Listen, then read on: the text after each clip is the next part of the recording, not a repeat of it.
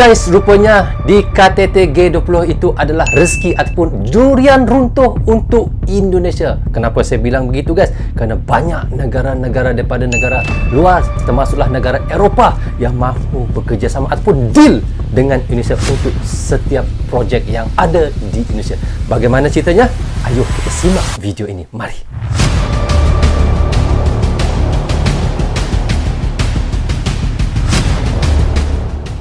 Assalamualaikum, apa khabar semua? Berjumpa lagi kita di dalam Brozul Channel guys. Apa khabar anda orang Indonesia, orang Malaysia dan di seluruh Nusantara? Apa khabar anda semua guys? Okey guys, hari ini saya mahu mentionkan satu lagi video daripada channel CNBC Indonesia guys. Kenapa saya mahu mention daripada channel ini? Katanya Indonesia ketiban durian runtuh di KTT G20. Kenapa dia bilang durian runtuh untuk Indonesia apabila selesainya KTT G20 itu? Kenapa durian runtuh digelarnya? Tapi kita tahu guys, banyak negara-negara luar yang telah datang ke Indonesia, negara-negara Eropah yang datang ke Indonesia untuk persidangan di G20 itu guys. Dan di situ Indonesia tidak melepaskan peluang, dan mungkin di situ juga Indonesia telah banyak untuk membuat projek-projek besar mereka kepada negara-negara yang hadir itu.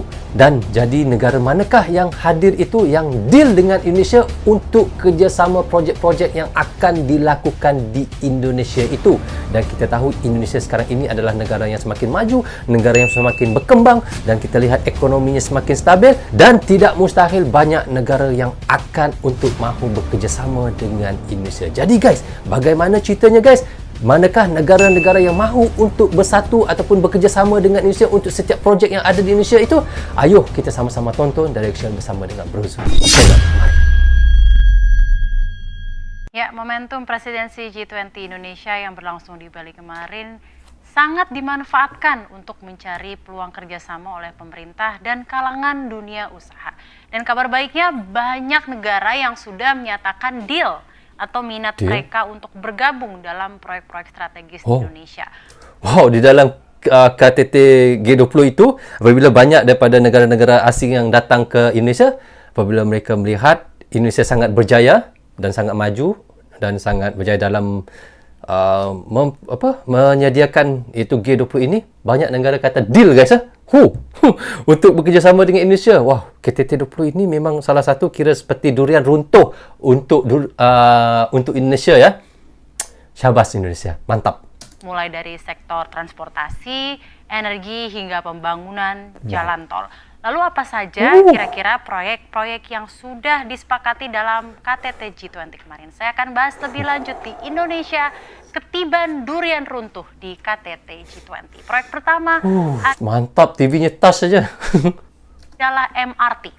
Di G20 kemarin nggak tanggung-tanggung Indonesia berhasil menggait Jepang, Inggris, dan Korea Selatan dalam proyek pembangunan MRT di Jakarta. Langsung MOU dengan 3 negara tersebut di Bali disaksikan langsung oleh Menteri Perhubungan Budi Karya Sumadi dan PLT Gubernur DKI Jakarta Heru Budi Hartono. Untuk Jepang, sepakat untuk invest di pembangunan MRT Jakarta East West Line fase 1. Rutenya adalah dari Tomang, Dukuh Atas, Senin, Perintis hingga Medan Satria. Oh, Jepang kira deal ya untuk projek MRT yang baru di Indonesia ini. Oh, Jepang, ini baru Jepang ya. Untuk Inggris, Tekken investasi MRT Jakarta East West Line fase 1 dan LRT dengan nilai investasi sebesar 1,2 miliar dolar Amerika. Lalu untuk Korea Selatan, investasi MRT fase 4 dengan rute Fatmawati sampai Kampung Rambutan. Wow, negara Inggris pun sudah deal juga ya untuk projek LRT-nya untuk fasa 1 ya. Banyak banget nih negara-negara yang deal nih, yang setuju nih untuk projek-projek LRT, MRT nih. Proyek selanjutnya apa? Proyek selanjutnya adalah Tol Trans Sumatera. Wah, ini seperti kerjasama dengan Turki nih. Turki, ini benda Turki nih. Tol Trans Sumatera ya. Pemerintah Indonesia dan pemerintah Turki juga udah MOU Turki, untuk pembangunan jalan tol Trans Sumatera yang dilakukan langsung oleh Direktur Operasi PT Hutama Karya Kuncoro langsung dengan Wakil Presiden Dewan Direksi IRG Group dari Turki, Mustafa Sani Erbilgin yang disaksikan langsung oleh Menteri PUPR Basuki Hadimulyo. Disebabkan di KTT G20 ini banyak negara yang deal, yang setuju. Okey, setuju. Kita punya kerjasama itu setuju. Wah, gitu. Kenapa runtuh. Turki? Jubir Kemenlu PR Endra Satmawijaya bilang bahwa alasan Turki jadi negara mitra pada proyek ini adalah karena Turki berpengalaman dan memiliki penguasaan teknologi yang advance dalam pembangunan jalan tol. Oh, kerana itu Indonesia memilih Turki ya. Turki ni kalau orang kata untuk jalan tol ini mereka ni pakar ya. Pengalamannya banyak ya. Kenapa enggak pilih AS ya? AS ke kan banyak jalan tol juga AS ya. AS negara-negara Inggris ya. Ya. Turki ya. Turki maknanya Turki ni hebat dalam pembinaan jalan raya ya. Berikutnya. Okey, berikutnya yo. Proyek transisi energi. Wah, ini Seperti dengan yang sudah Amerika. disampaikan, Indonesia juga dapat pendanaan proyek berbasis energi terbarukan untuk mendukung pengembangan kendaraan listrik, teknologi, hingga pemensiunan PLTU dari negara-negara G7 senilai 20 miliar dolar Amerika Serikat. 20 miliar USD guys, bukan 20 miliar duit Indonesia ya. Bukan. USD 20 miliar dia punya projek ya tu guys. Masya Allah. Amerika pun setuju ya untuk projek transisi energi ya. Atau sekitar 311 triliun rupiah. 311 Investasi ini triliun. juga dalam rangka mempercepat pelaksanaan transisi energi di Indonesia. Bahkan di-emphasize langsung oleh Presiden Amerika Serikat Joe Biden bahwa bersama kita memobilisasi 20 miliar dolar dalam pengembangan energi terbarukan dan mendukung transisi energi untuk menjauhi batu bara. Selain itu, Jepang, Amerika Serikat, Norwegia pun dalam 6 bulan ke depan akan membantu Indonesia untuk membuat rencana investasi komprehensif dalam payung yang bernama Just Energy Transition Partnership untuk mencapai net zero emission. Selanjutnya, proyek Banyak banget ya. Banyak banget guys. Banyak banget negara-negara yang akan bekerjasama dengan Indonesia untuk pembangunan Indonesia ya. Daripada kita lihat tadi daripada segi LRT-nya, MRT, jalan tol. Wow. berikutnya adalah pemensiunan PLTU. PLN dapat dukungan langsung dari Asian Development Bank untuk memensiunkan dini PLTU lewat skema yang bernama Energy Transition Mechanism atau ETM. Sudah MOU juga di G20 kemarin Sudah terkait MOU kebijakan juga. pensiun dini PLTU pertama yang dimiliki produsen listrik swasta, yaitu PLTU Cirebon 1. MOU-nya dilakukan sekaligus peluncuran ETM Country Platform dan dihadiri langsung oleh Presiden ADB Masatsugu Asakawa dan Direktur Utama PLN Darmawan Prasojo, Presiden Direktur Cirebon Electric Power dan CEO Indonesia Investment Authority. Selanjutnya adalah proyek bisnis hidrogen dan amonia. Ini oleh Pertamina dan perusahaan energi terbesar asal Arab Saudi Aramco yang teken kerjasama di proyek penyediaan hidrogen dan amonia. Untuk MOU-nya sendiri dilakukan langsung oleh Dirut Pertamina Nike Widiawati dan SVP Downstream Aramco Muhammad Al-Kahtani di B20 Summit kemarin. Untuk Pertamina sendiri memang sedang mengembangkan program dekarbonisasi melalui Carbon Capture Utilization and Storage atau CCUS.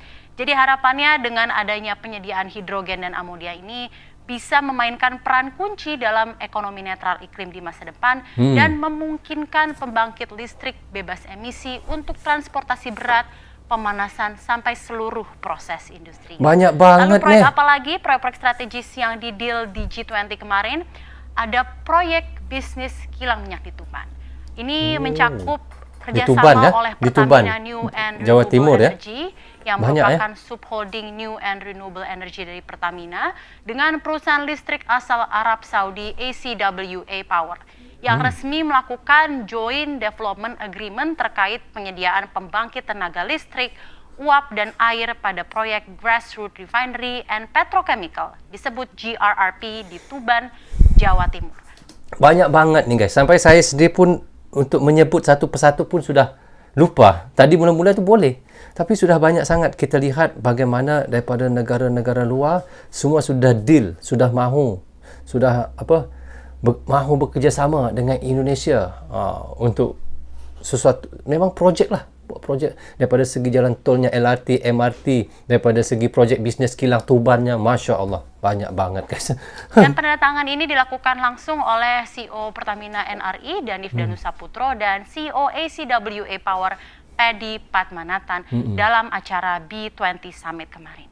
Proyek ini tujuan dibangunnya adalah untuk memenuhi kebutuhan dari GRRI tersebut, di mana di Joint Development Agreement sudah disepakati kerjasama yang meliputi pembangkit listrik kapasitas 575 MW, pembangkit uap berkapasitas 3.280 TV-nya ya, bisa touchscreen ya, dan desalinasi air dengan kapasitas 12.000 ton per jam. Jadi nggak main-main ya jumlah proyek yang sudah taken deal di G20 Summit kemarin dari segi jenis proyek, bahkan sampai jumlah atau nilai proyek-proyek tersebut. Triliun. Tampaknya pemerintah Indonesia benar-benar memanfaatkan banget momentum kemarin untuk tidak hanya mengenalkan Indonesia ke kancah mancanegara, tapi juga untuk memastikan kerjasama multilateral untuk menjalankan proyek-proyek strategis demi kemajuan Indonesia di masa datang. Alhamdulillah. Oke guys, kita sudah pun mereaction tadi daripada channel CNBC Indonesia. Judulnya tadi, Indonesia ketiban durian runtuh di KTT G20. Dan kita lihat di situ bagaimana negara Jepang yang katanya bersetuju untuk projek MRT, iaitu untuk fasa 1 guys. Indonesia pun sudah deal, dan negara Inggeris pun sudah deal dengan Indonesia, iaitu projeknya juga LRT dan MRT. Dan di situ kita lihat bagaimana Inggeris berani dan bisa untuk melabur 1,25 miliar USD guys untuk projek LRT dan MRT itu, dan diikuti juga dengan iaitu negara Turki tidak ketinggalan.